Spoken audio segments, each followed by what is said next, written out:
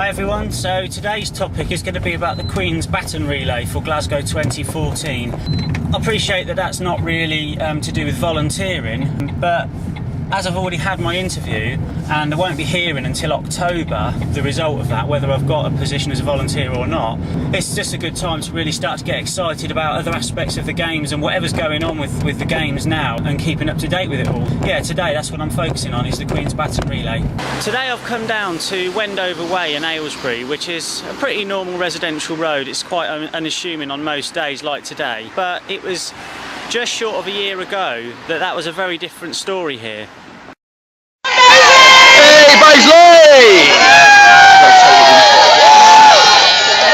This is where I carried the Olympic torch. I started out outside the Grange School, right here.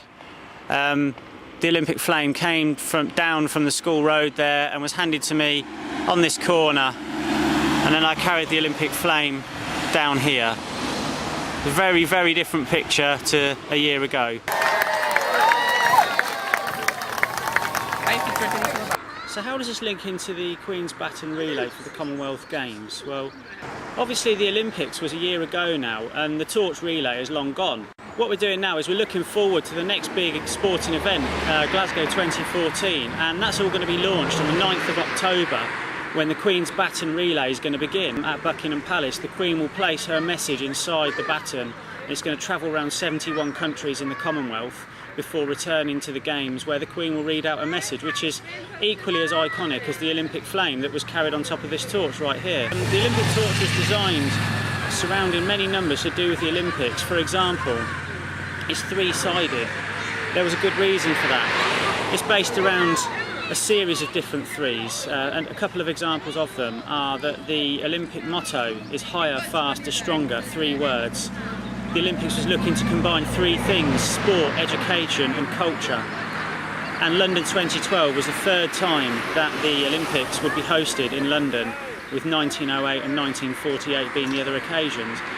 So there's several bits of thinking that have gone in simply to just the shape of the torch. The torch has got 8,000 circles perforated into its body, which includes this large one on the bottom and all the ones you see running down the side. They represent the 8,000 inspirational torchbearers that carried the Olympic flame around the country in the torch relay.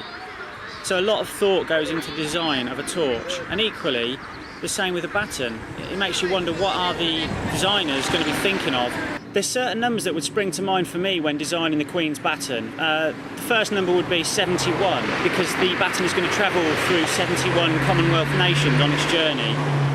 Second number would be 288, because it's going to take 288 days for the baton to complete that epic journey, covering a large portion of the world. Or we've got 190,000. That's exactly how many kilometres that the baton's going to travel on the baton relay. So straight away you've got a few numbers there.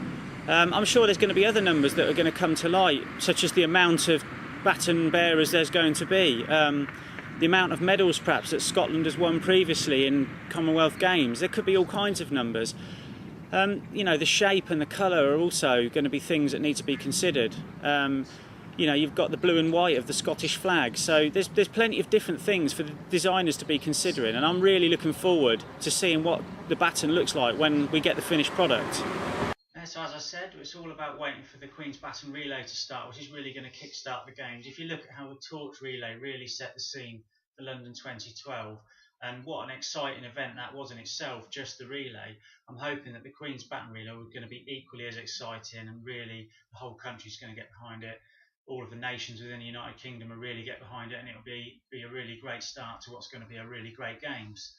What I'll do is I'll put a couple of links on the notes of this video, which will direct you to official Glasgow 2014 videos specifically about the Baton Relay. If you wanted to know more about it, you could click on those and take a look. So that's my update for June. I'm not going to be doing another one until July, where I will be speaking to some people who were volunteers at London 2012.